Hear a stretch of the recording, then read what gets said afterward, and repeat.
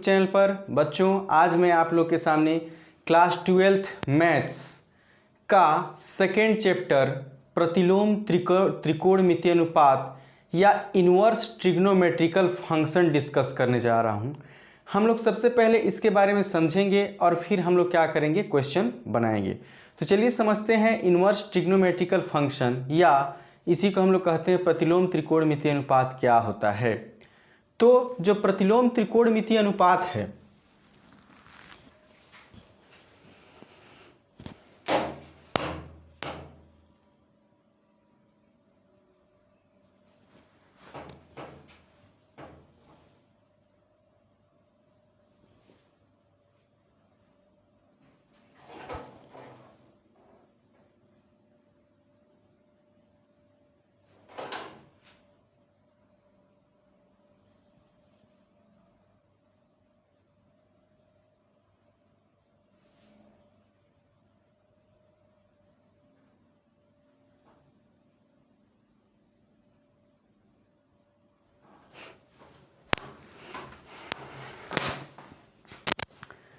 Hello बच्चों, आप सभी का स्वागत है मेरे यूट्यूब चैनल पर।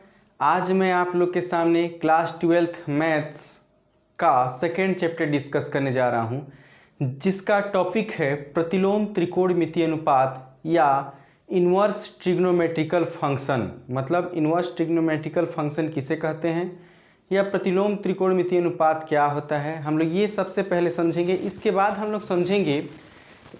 हम लोग इसके क्वेश्चनों को बनाना सीखेंगे कि इसका क्वेश्चन कैसे होता है, और मुख्य मान और व्यापक मान के बारे में क्या करेंगे, चर्चा करेंगे। तो प्रतिलोम त्रिकोणमितीय अनुपात है, तो हम लोग जानते हैं कि जो त्रिकोणमितीय अनुपात होता है उसमें हम लोग किसके बारे में अध्ययन करते हैं, sign theta, cos theta, tan theta, ये सभी किसके अंतर्गत आते हैं, और कोसेक थीटा, ठीक, सेक थीटा, ठीक, और क्या होता है हम लोग का एक ठो कोट थीटा। तो sine theta, cos theta, tan theta, cosec theta, sec theta, cot theta, ये सभी क्या है हम लोग के त्रिकोणमितीय अनुपात कहलाते हैं। लेकिन यदि इसमें इन्वर्स लगा दिया जाए तो ये सभी क्या कहलाते हैं, प्रतिलोम त्रिकोणमितीय अनुपात के अंतर्गत क्या होते हैं, आते हैं। तो प्रतिलोम त्रिकोणमितीय अनुपात में हम लोग को इन सभी के इन्वर्स के बारे में क्या करना है, पढ़ना है। तो चलिए हम लोग स्टार्ट करते हैं 2.1। उससे पहले हम लोग मुख्य मान और व्यापक मान को क्या करते हैं, समझते हैं कि मुख्य मान का फॉर्मूला क्या होता है, व्यापक मान का फॉर्मूला क्या होता है। जो कोस थीटा होता है उसका मुख्य मान का अंतराल क्या होता है, जो साइन थीटा होता है उसका मुख्य मान का अंतराल क्या होता है, जो टेन थीटा होता है उसका मुख्य मान का अंतराल क्या होता है। तो आइए देखते हैं।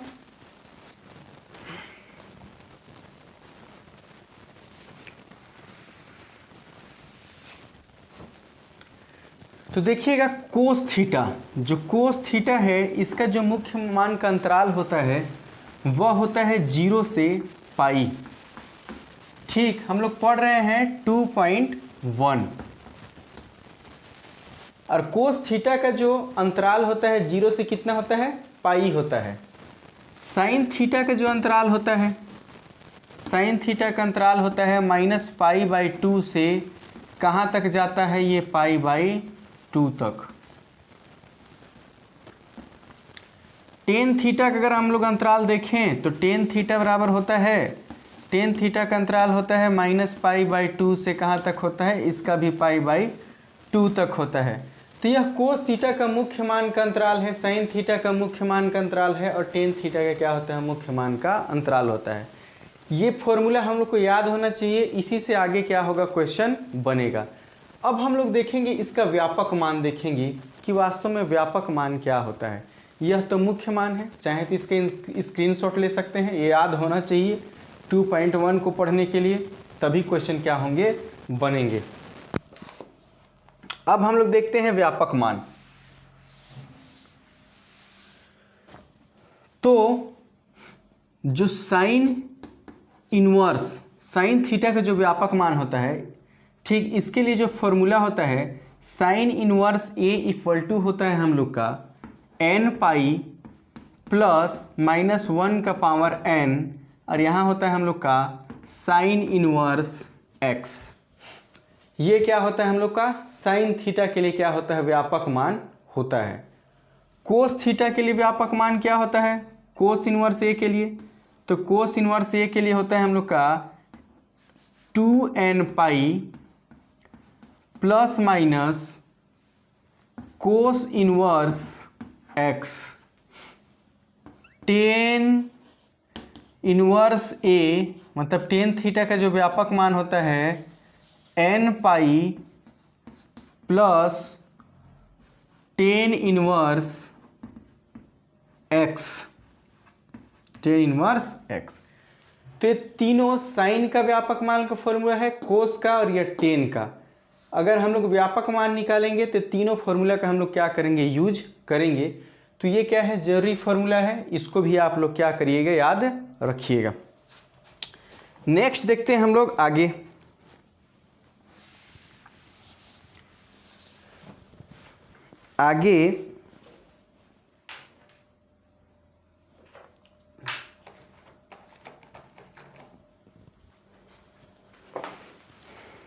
आगे देखते हैं हम लोग 2.1 का जो फर्स्ट क्वेश्चन है। फर्स्ट क्वेश्चन क्या है हम लोग का साइन इनवर्स 1/√2। इसका बोला है कि मुख्य मान ज्ञात कीजिए। इसका क्या निकालना है हम लोग को मुख्य मान। तो हम लोग क्या लिखेंगे हल। हम जानते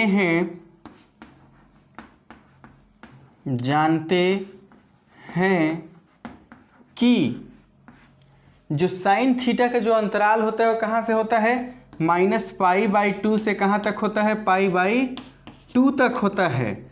इसका अर्थ यह हुआ कि जब साइन इनवर्स का मुख्य मान जो आए वह इन दोनों के बीच आना चाहिए, क्योंकि साइन का जो मान होता है -π/2 से कहाँ तक होता है π/2 तक होता है। इसका अर्थ यह है कि अगर इसका मुख्य मान निकालें तो ये इसके बीच में ही क्या होना चाहिए आना चाहिए। तो अभी अब हम लोग इसको देखते हैं कि इसके बीच में आता है कि नहीं। तो मैं लिखता हूँ यहाँ पर साइन इनवर्स 1/√2 या 1/√2 जो साइन में किसका मान होता है तो साइन π/4 का मान क्या होता है 1/√2। साइन π/4 मतलब 45 डिग्री। π/4 का मतलब क्या होता है फाई का मान कितना होता है π/4 मतलब क्या होता है 180/4। तो काटेंगे तो कितना आएगा हम लोग का 45 डिग्री। मतलब ये हुआ कि ये जो 1/√2 है वहाँ पर हम लोग साइन π/4 क्या लिख सकते हैं तो हो जाएगा हम लोग का साइन इनवर्स साइन π/4, क्योंकि साइन π/4 का वैल्यू होता है 1/√2। ये आप लोग देख सकते हैं कहाँ से जो त्रिकोणमिति सारणी होता है वहाँ से। तो साइन इनवर्स से साइन खत्म तो हम लोग का बचा कितना π/4 और π/4 का मतलब क्या होता है 45 डिग्री। अभी काटे क्या होता है 45 डिग्री। तो जो 45 डिग्री होता है वह किसके अंतर्गत आता है 90 और 90 के बीच तो होगा। -90 है ये +90 है, -90 से +90 के बीच में ही होगा π/4 मतलब 45 डिग्री। -π/2 और π/2 के बीच ही होगा π/4, क्योंकि π/4 का मतलब होता है 45 डिग्री और π/2 का मतलब होता है 90 डिग्री। तो ये -90 से कहाँ है 90 तक है और ये π/4, तो इन दोनों के बीच में ही क्या आया π/4। यह एलिमेंट किसका है हम लोग कह सकते हैं -π/2 से π/2 का। मतलब ये जो π/4 है इसी के अंदर है, यही क्या कहलाएगा इसका मुख्य मान कहलाएगा। साइन इनवर्स 1/√2 का मुख्य मान कितना है π/4। अब हम लोग देखते हैं इसके आगे हम लोग व्यापक मान निकालना देखते हैं कि व्यापक मान कैसे निकालते हैं। ये समझ में शायद आ गया होगा आप लोग को, क्योंकि जो π/4 को अगर 180 को काटोगे 4 से तो 45 डिग्री आएगा और पाई को काटोगे 2 से तो 90 डिग्री आएगा, क्योंकि पाई का मान 180। तो ये वाला जो π/4 है इन दोनों के बीच में ही है। अब हम लोग देखते हैं इसी का क्या निकालना देखेंगे, हम लोग व्यापक मान निकालना देखेंगे। तो अभी इसका मुख्य मान कितना आया हम लोग का π/4। अब व्यापक मान का जो फॉर्मूला होता है अभी देखे थे हम लोग कि जो साइन इनवर्स ए बराबर क्या होता है हम लोग का साइन इनवर्स ए बराबर क्या होता है n पाई प्लस -1 का पावर n, और क्या होता है यहाँ पर हम लोग का साइन इनवर्स x। अब इसी मान को यहाँ पर रख देंगे तो ये क्या मिल जाएगा हम लोग को, व्यापक मान मिल जाएगा। तो देखिए n पाई प्लस -1 का power n, sine inverse x का वैल्यू कितना आया, π/4, तो रख दो यहाँ पर π/4, क्योंकि साइन इनवर्स x की जगह 1/√2 है तो इसका वैल्यू कितना है, π/4। मतलब यहाँ पर क्या होना चाहिए, x की जगह कितना दिया है, 1/√2, तो इतना का वैल्यू कितना है, π/4। यही क्या हो गया हम लोग का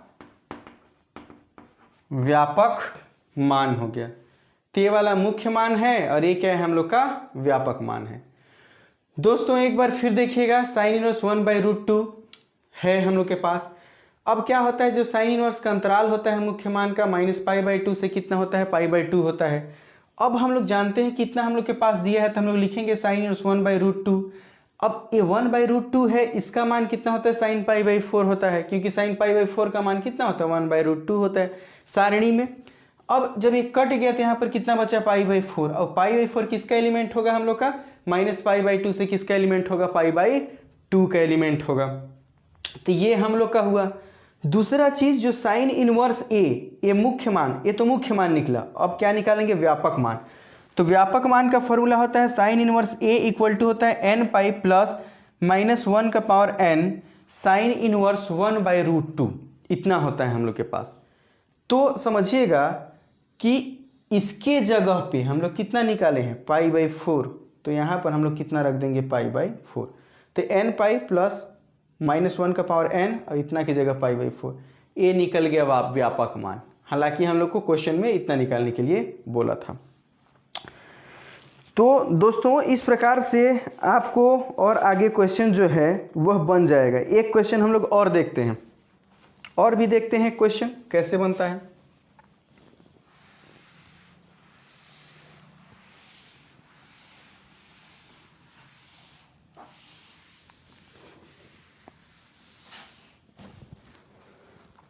अगला क्वेश्चन है हम लोग का कोस इनवर्स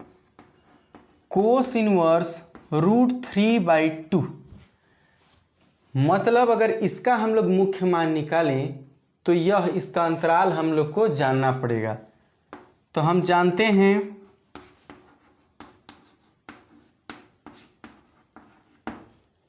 ठीक, हम जानते हैं कि कोस इनवर्स का जो अंतराल होता है, ठीक, जो कोस इनवर्स का जो अंतराल होता है कोस का, वह कितना होता है, 0 से पाई होता है।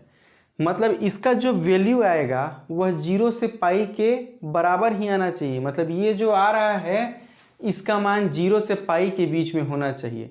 और नहीं आएगा तो हम लोग फिर क्या देखेंगे, चतुर्थांश से पता करेंगे कि यह कौन सा चतुर्थांश में है। तो कोस इनवर्स कितना है हम लोग का, √3/2 है। अब देखिएगा, हम जानते हैं कि इसका अंतराल कितना होता है, 0 से पाई, अभी पीछे मैं बता चुका हूं। अब हम लोग इसको लिखेंगे कोस इनवर्स √3/2। अब कोस इनवर्स √3/2 हुआ तो हम लोग अब इसको निकालना सीखेंगे कि वास्तव में यह किसका वैल्यू होता है। 3/2 में, कोस में 3/2 किसका वैल्यू होता है। तो आप लोग को पता होगा कि साइन 60 डिग्री में ये मान होता है और कोस 30 डिग्री में ये मान होता है। तो यहाँ पर हम लोग कितना लिख सकते हैं, कोस π/6 लिख सकते हैं। क्यों, क्योंकि जब इसको काटेंगे 180 को तो कितना आएगा, 30 डिग्री आएगा, 30 डिग्री आएगा। और यह किसका वैल्यू होता है, कोस 30 डिग्री का मान √3/2 होता है। ठीक, तो यहाँ पर हम लोग कितना लिख सकते हैं, इसको कोस π/6 लिख सकते हैं। इतना के जगह कोस π/6 लिख सकते हैं, क्योंकि 180 को काटेंगे तो यहाँ पर कोस 30 डिग्री आएगा और कोस 30 डिग्री का मान होता है √3/2। ये अलग से रहेगा यहाँ पर कोस इनवर्स से कोस इनवर्स खत्म। अब हम लोग का आया π/6 आया। अब क्या देखिए, ये 0 से पाई, मतलब 0 से 180 डिग्री तक इसका अंतराल होता है और उसके बीच में यह π/6 होता ही होता है। क्योंकि अगर पाई को 6 से काटोगे तो 30 डिग्री आएगा, क्योंकि पाई का मान कितना होता है, 180/6, 6 त्रिक 18, 30 डिग्री। और 30 डिग्री होता है 0 से 180 के बीच में ही होता है। तो ये जो हुआ हम लोग का मुख्य मान हुआ कोस इनवर्स √3/2 का। तो हम लोग इसको लिख सकते हैं, क्या लिख सकते हैं कि एलिमेंट है किसका, 0 से पाई का, मतलब 0 से पाई के बीच में क्या होगा, ये होगा। अगर हम लोग चाहें तो ये तो हम लोग का क्या निकला, मुख्य मान निकला। हम लोग चाहें तो व्यापक मान भी निकाल सकते हैं। और व्यापक मान कैसे निकालेंगे, तो कोस इनवर्स ए बराबर होता है हम लोग का, क्या होता है 2n पाई प्लस माइनस, ठीक, क्या होता है कोस इनवर्स x। और यहाँ पर x के जगह दिया है √3/2, तो यहाँ रखेंगे हम लोग √3/2। अब हम लोग यहाँ पर कर सकते हैं 2n पाई प्लस माइनस कोस √3/2 के जगह कितना है π/6, तो रख देंगे हम लोग π/6। यह हम लोग का क्या निकल गया, व्यापक मान निकल गया। और π/6 क्या निकल गया, हम लोग का मुख्य मान निकल गया। तो दोस्तों मुख्य मान में π/6 और व्यापक मान में इतना। तो मैं आशा करता हूं कि मेरा ये वीडियो आप लोग को पसंद आया होगा। हम लोग मिलते हैं नेक्स्ट क्वेश्चन के साथ नेक्स्ट वीडियो में। जय हिंद, जय भारत।